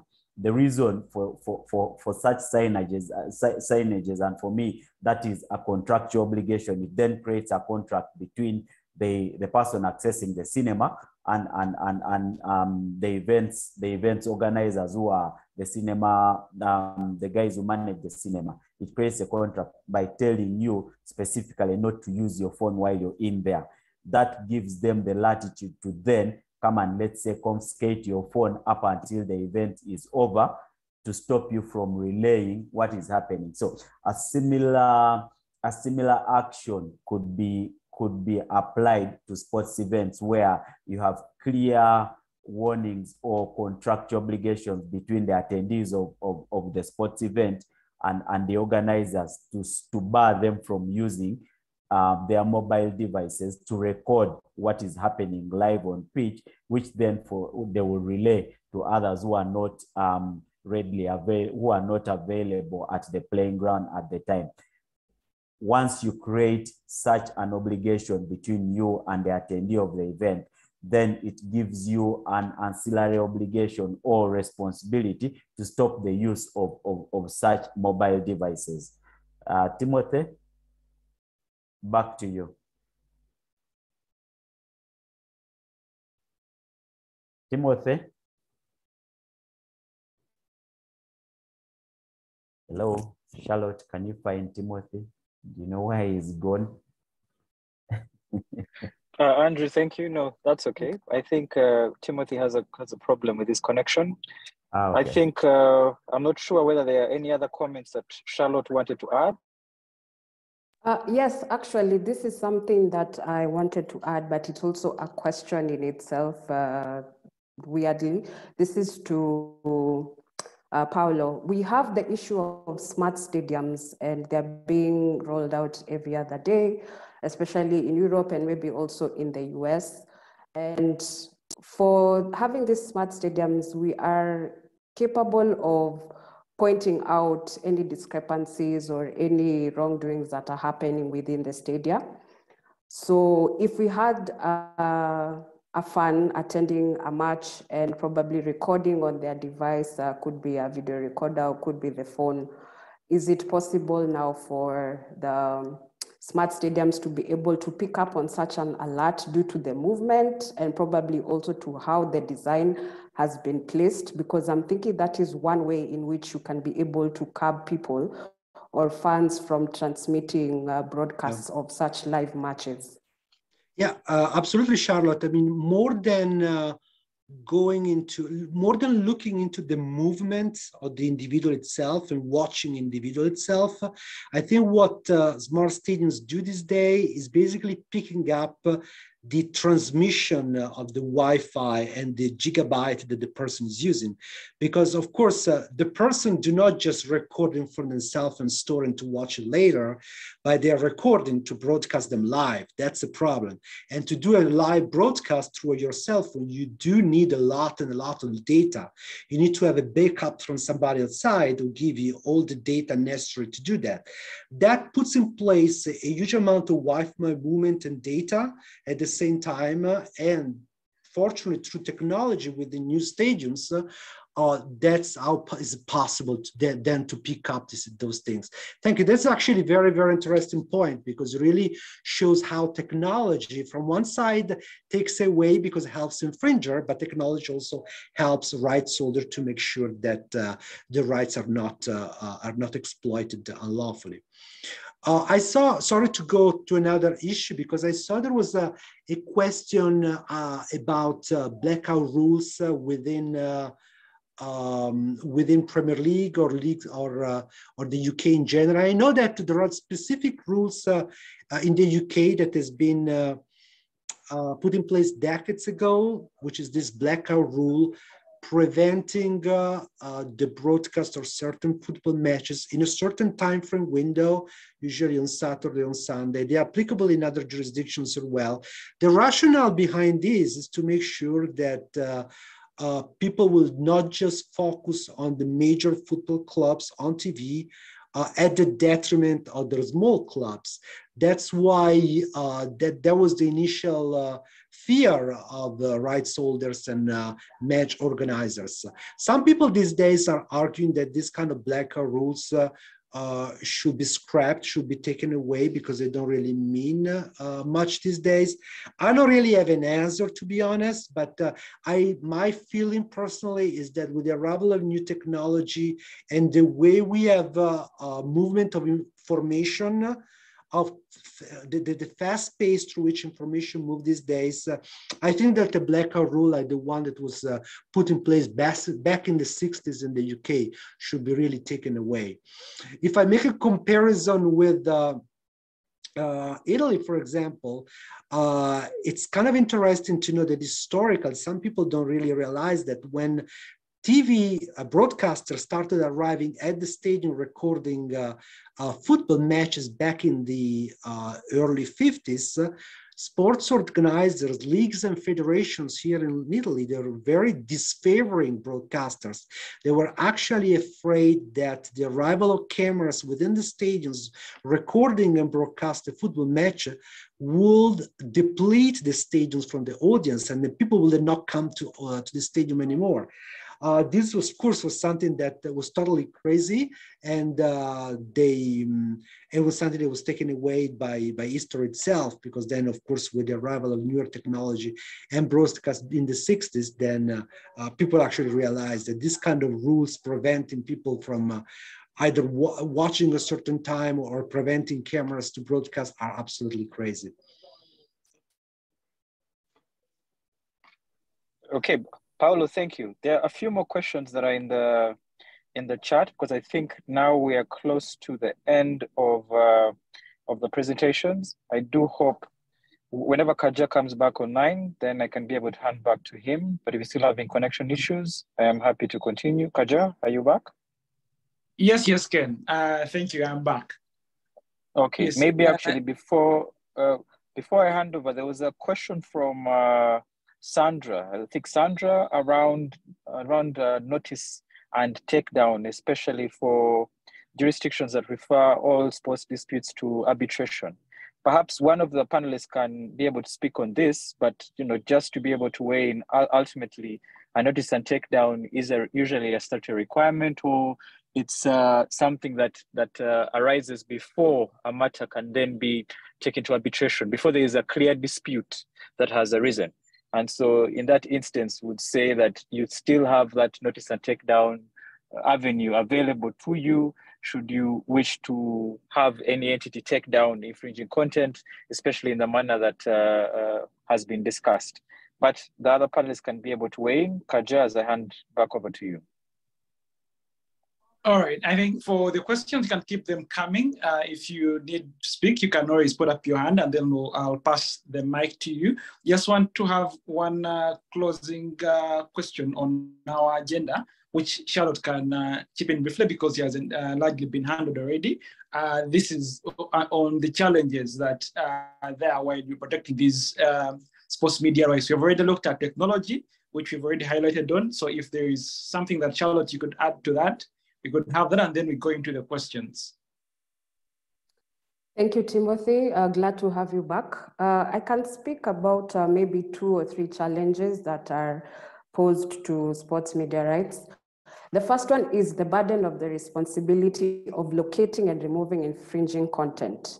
So we know that rights holders are the persons who hold the rights of the broadcasting, and they're normally the ones who through a media rights agreement, they pass on over the rights for the broadcaster to be able to broadcast the event that they are showing. And they have complained about the lack of licensing revenue, which is also referred to as the value gap. And the cost also of locating and reporting instances of infringement is also very high. So any of the platform operators that we have that are similarly concerned about the cost of processing large volumes of takedown requests, the quality and accuracy of those requests, and the potential of over-enforcement to limit the legitimate activity of their users. And then a second point that I can talk about is the possible effects of over-enforcement, such as freedom of expression. So here, the lack of effective counter-notification mechanisms and the possibility that new forms of creativity will be suppressed is normally highlighted, particularly to automated forms of takedown. So an example that give is YouTube, the streaming platform. YouTube normally have an automated screening that they have developed as well as matching technology. So it makes it easier for them to point out the content that has been infringed. And that is not possible for all the other companies which do not have the revenue or the financial strength that YouTube does have. And then the third one that I can also talk about is the lack of an intricately defined legal framework or the placement structures. So when we look at the national laws, if it's in Kenya or the surrounding countries probably as well, we do not have a specific defined legal framework on how we can protect the sports media rights. Yes, in Kenya, we talk about the Copyright Act, and under Section 22, we talk about the rights that are admissible and can be protected under copyright, but that one does not fully and wholly cover the sports media rights as well. So those are the 3 main challenges, I believe, in my own opinion, that affect and can be tied to challenging the protection of media rights. Thanks, Charlotte. That leads us into the session where we interact with our audience. And first, we'll pass the mic to Counsel Dennis Lukambi, the head legal at the Federation of Uganda Football Association, who recently passed out a notice that stopped the national broadcaster from airing a game that involved the Uganda Cranes. So, Dennis.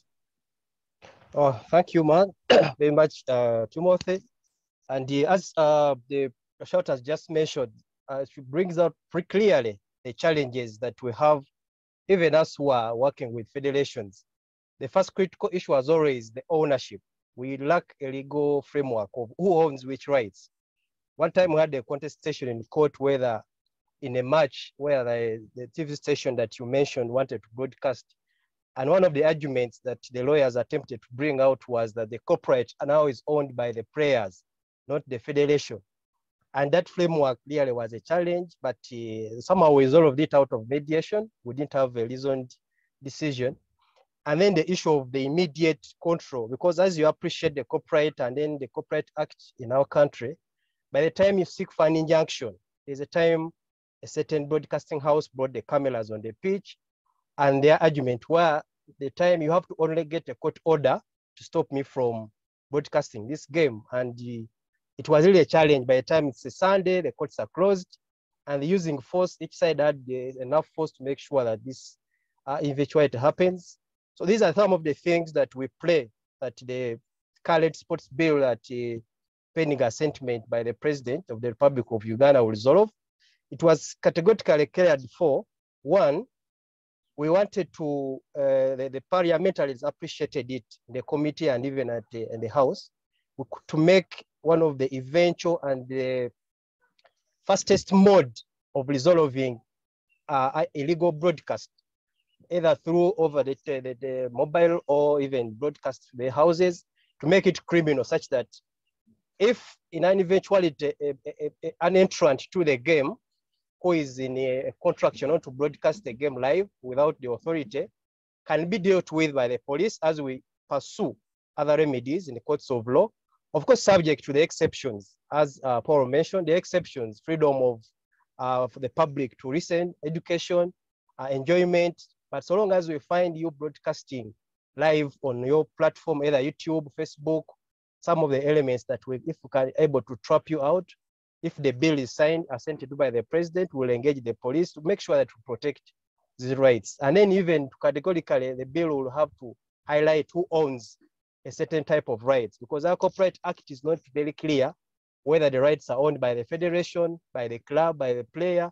So that one was also catered for. And we believe one of the agreements that will enhance the act with regulations to make sure we clearly highlight the rights of corporate, which are owned by the federation, the club, the country, the players.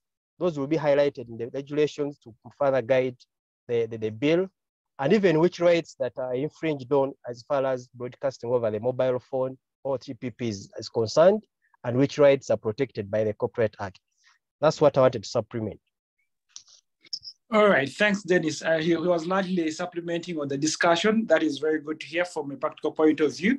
So before you bring in Victor Erulu, there is a question from Mr. Bernard Menzi, who says, would the purchase of broadcasting rights be an infringement of the right to watch a particular sport by someone who cannot afford to purchase those rights?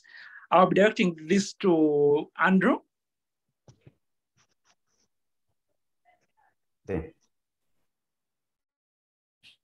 Hello.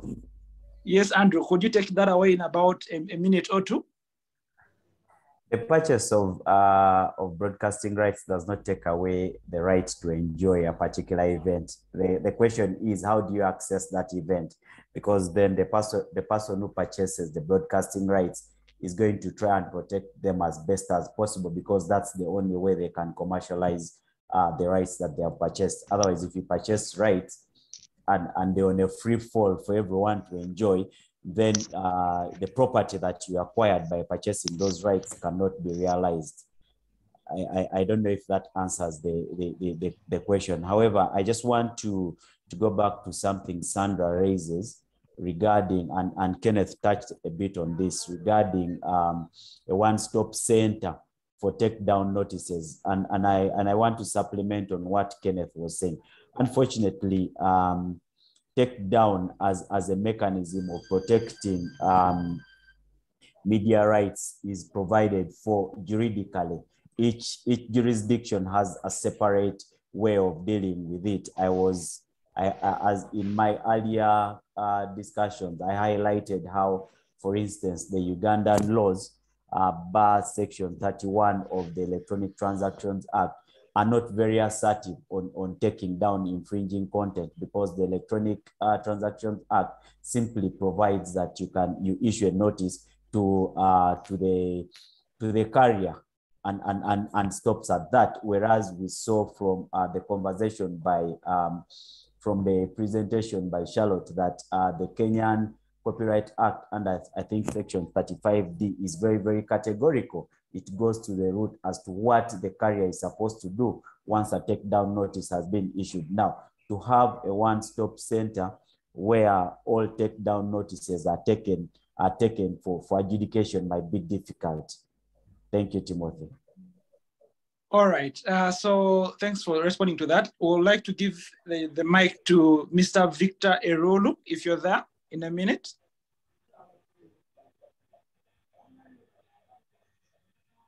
Victor Erolu.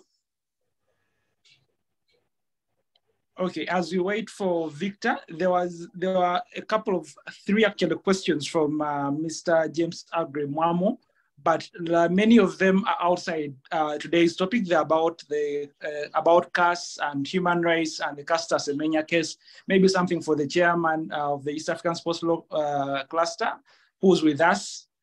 Philip Munabi, take that away. But the other question was this is question number 4. These exclusive TV rights are really enforceable in Africa, or where the owners of the TV transmit the matches? The question mark, how do you supervise these rights in remote places? So I don't know if Dennis is still there, tell us how you can supervise these rights in remote places. Yeah. From a practical perspective. Yeah, that depends, because first of all, when it comes to a practicability point of view, for example, from football where I work, when we have the broadcast rights, for example, for the Premier League, there is a broadcaster, StarTimes. And StarTimes, one, we make sure that he hires what we call the party or the company to broadcast the game on their behalf. This is now what we call either on, as you mentioned, over the TPP or linear or pay TV. So the first element is once you get the game from the field of play, meaning the cameramen and who are supposed to broadcast this live, then they send a signal to the broadcaster, is the one to decide where the signal is supposed to be.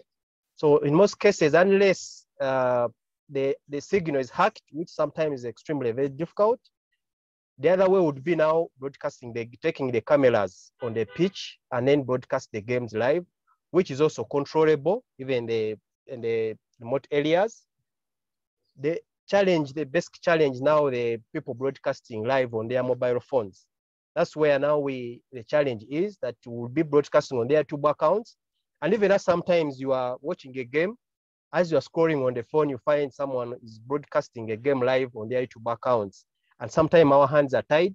You can't really trace the culprit. They use pseudonyms on YouTube.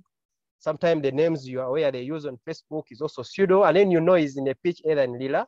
So that's the only challenge that we have at the moment. But over the broadcasting, the televisions, it's really challenging. It's hardly seen anywhere where you find the TV platform broadcasting a game live, even really a recorded game, because those rights are for the broadcaster. So it's only the criminal element that we'll try to implement to make sure that the broadcaster from illegal broadcaster over the mobile phones is caught. But I've seen from experience, like FIFA, they work with those international, what we call owners of those platforms. For example, YouTube, you can't leave a game in Qatar, where the last World Cup was. On YouTube, Facebook, they will detect it immediately, and then they will not make you able to broadcast that game live. They have agreements between the FIFA and those international owners of those platforms. All right, thanks, Dennis, for sharing from that practical point of view. I have Paulo's hand up, maybe for a reaction, so we can have that before we take the next question. Paulo? Yes, I'm sorry. I just wanted to go back to the previous questions regarding somehow freedom of information and freedom, and whether broadcasting right will somehow infringe the right of people to access major sport events. I just want to let you know, and I'm wondering whether in your jurisdiction you have similar pieces of legislation. Here in the European Union, we have the notion of so-called listed events, which are under Article 14 and Article 15 of the Audiovisual Media Services Directive of 2010. So under this Article 14, for example, every country within the European Union will have to create a list of events, not only sports events, which are considered of major importance for society, like, for example, the Olympic Games, final of the Champions League, and in relation to which it will be mandatory to have at least one television channel to broadcast that event on a free-to-air basis.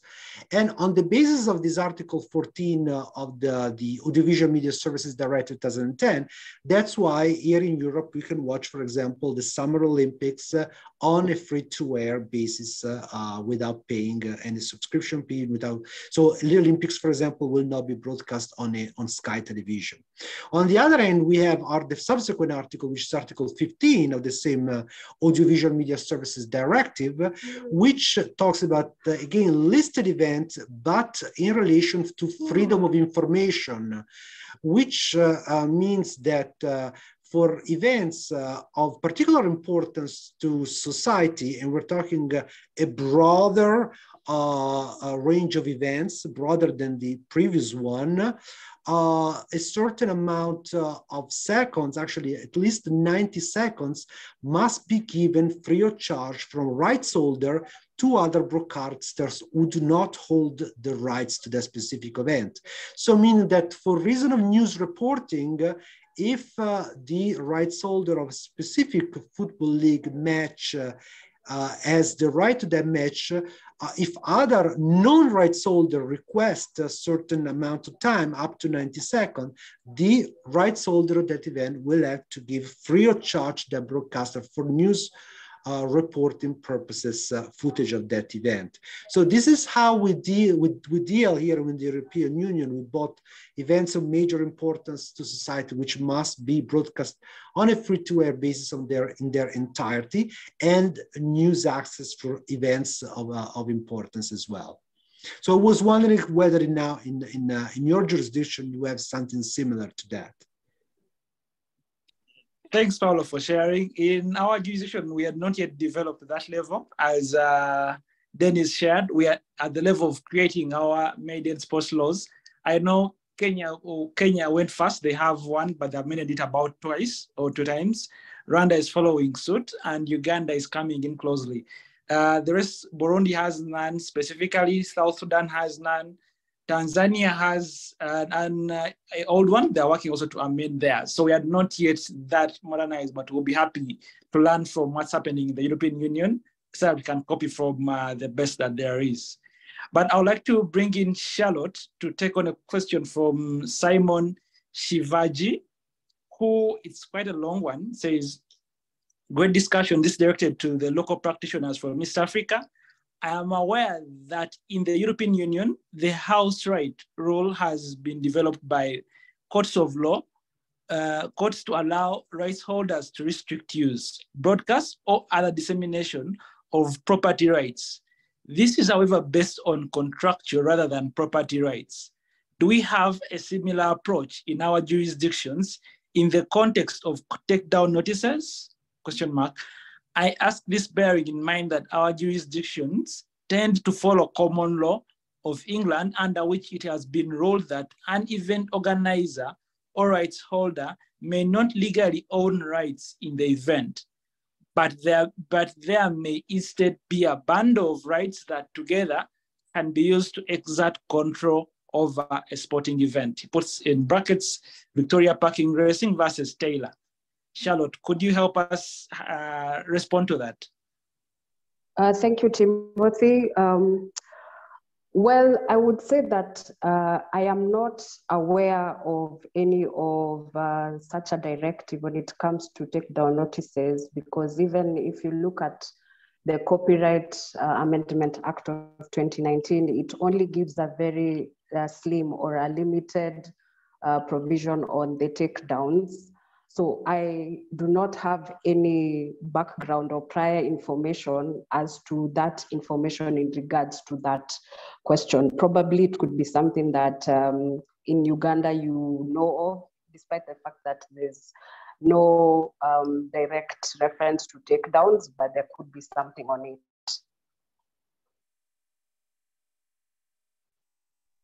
All right, thanks for that. Andrew, anything to supplement to that from the Ugandan perspective?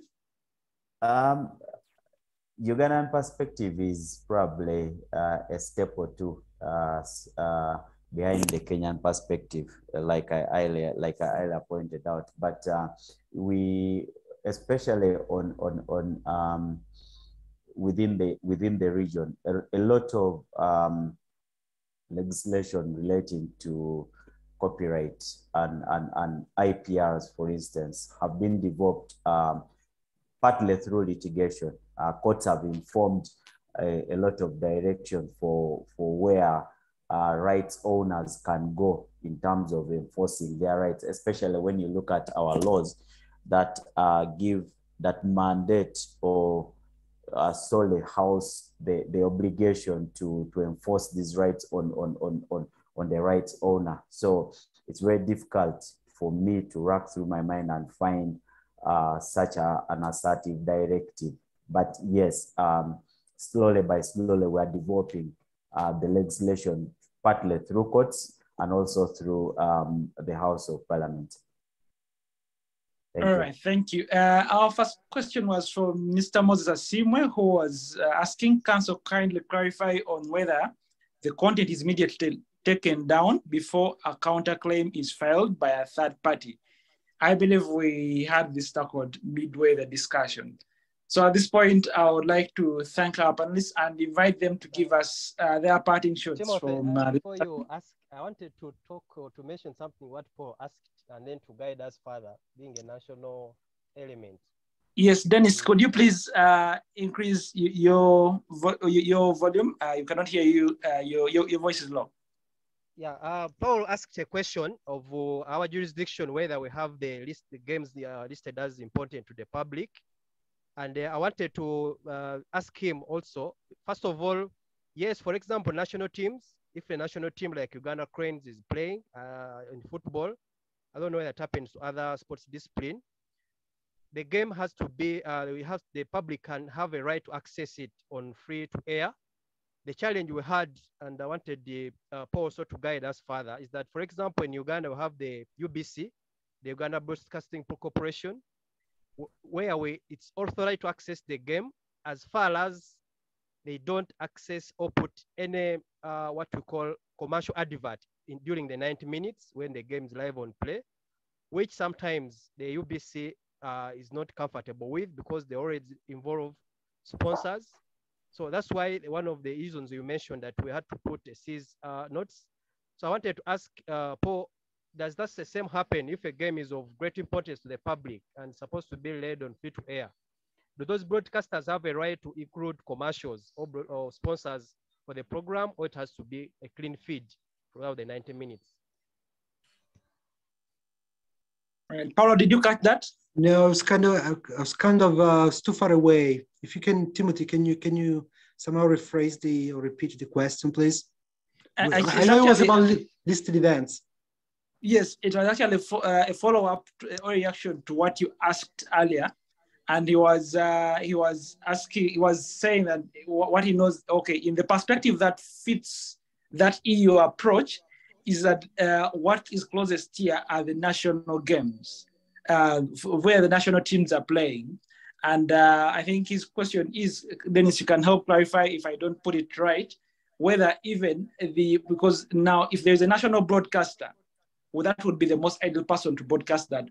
But does that kind of arrangement bind third parties who are sponsors? For example, if I sponsor the national team for Uganda, and maybe, of course, I'm giving a man, and then some rights may accrue to me, which may include the broadcasting, the games themselves, or at least advertising my product on the broadcast, on the station that is carrying the broadcast. So am I also further bound as a sponsor who is not a national carrier for or in any way? Am I also bound to respect that kind of public importance attached to the game? Well, usually yes, because I mean, the issue here is about the value that the sport events place in the mind, in the culture, and in the education of the citizens. So in these situations, yes, the value of the sport events will take over the importance of the sponsor. Of course, sponsors play a major role.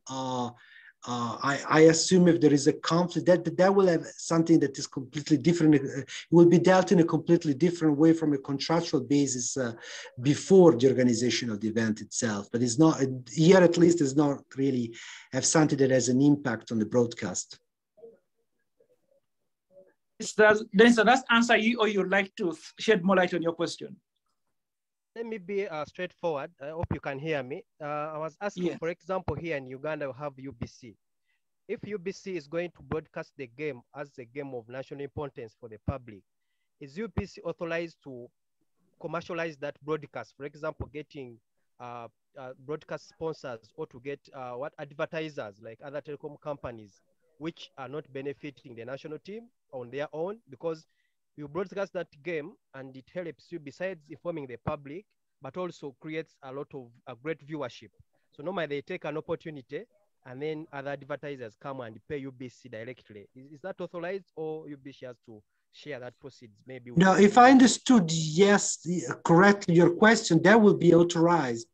So I'm difficultly listening because it seems very far away. But if the question Maybe is Paulo, whether, in addition to, yes. Let me just, I think I get it clearly. He's saying if there is a game of public importance and then it's given to a national broadcaster, is that broadcaster permitted to bring in third parties to advertise on while the broadcast is ongoing? For example, there's a public broadcaster, BBC, is airing the game between England maybe and Spain. Is BBC further authorized to bring on a third absolutely. party? Yes, absolutely. They do. That's how they support the broadcast. Otherwise, the public, even the state-run broadcast will not have enough money to purchase the rights. I mean, the fact, at least from my perspective, the fact that the broadcast is owned by a state like RAI, national television in Italy, that does not mean that the broadcaster will not need money from advertisers. So even if the broadcaster is and the sport event is broadcast using money from the government, then the national broadcaster will still need the support of advertisers. So yes, the national broadcaster will still implement advertising during an event that is broadcast, even if the event is of major importance and is mandatory to broadcast on a free-to-air basis. Even if the broadcaster, because here in Uganda, the UBC only gets a signal, doesn't pay any contribution to the broadcast.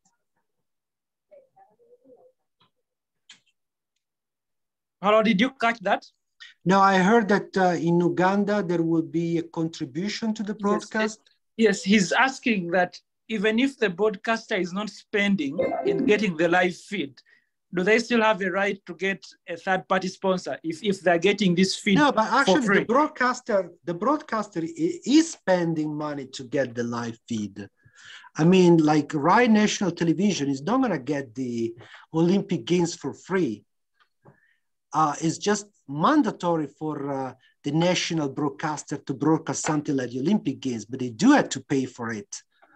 So, and that's why advertiser will play and sponsor will play a role within the broadcast. All right, thanks.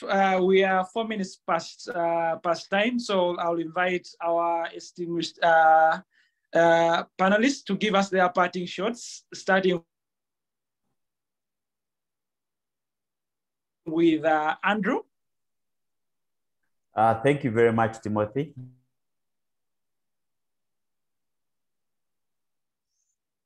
Paulo, Charlotte is together. It was very informative, insightful, and educational. I've learned a lot from you guys. Hopefully we can do this again. Thank you very much. Have a good evening from Kampala. All right, Charlotte. Charlotte. I have two parting shots.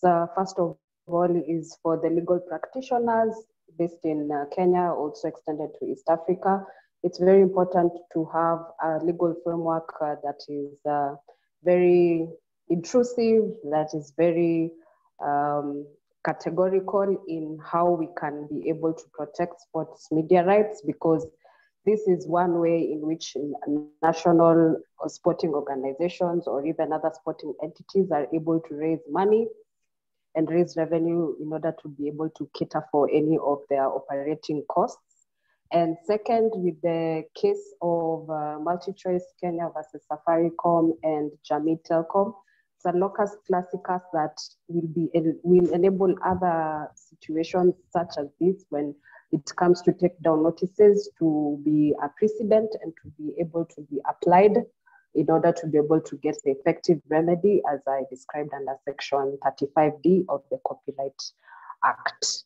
Thank you so much to Timothy, to Andrew, and also to Paulo. It was a very engaging topic and discussion. Thank you. All right, thanks, Charlotte. Paulo? Thank you very much, Charlotte. Thank you, Andrew. Thank you, Timothy. Thank you, everyone.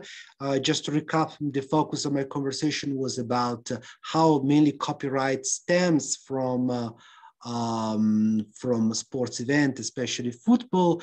We saw that there is some sort of friction within the jurisdiction, different jurisdiction, and within the same jurisdiction as to whether copyright attaches to football matches. Many of them argue that it doesn't. The majority argue that it doesn't, but of course, new laws have understood the importance of broadcasting rights in sports, especially broadcasting rights in football, and the implemented laws for the protection of broadcast of football events. Very important also what I just mentioned earlier, the listed events under Article 14 and 15 of the Audiovisual Media Services Directive, and all the friction regarding freedom of information. Thank you, everyone. All right, very much thank you to our panelists, very much thank you to our attendees. We had over 100 attendees here, so at this point, thanks for listening to us. I'd like to go back to our host at the East African Secretariat, TMT and IP Committee, to close this off. Kaja, thank you very much. To all our panelists, also thank you very much for the time and for really sharing such a wonderful webinar session today. Thank you very much. For everyone, I hope at least you've got an idea as to what you need to do if you're a sports law practitioner. If there's anything else you need to be able to advise your clients on. From all of us at the East Africa Law Society, thank you and enjoy your weekend. Cheers.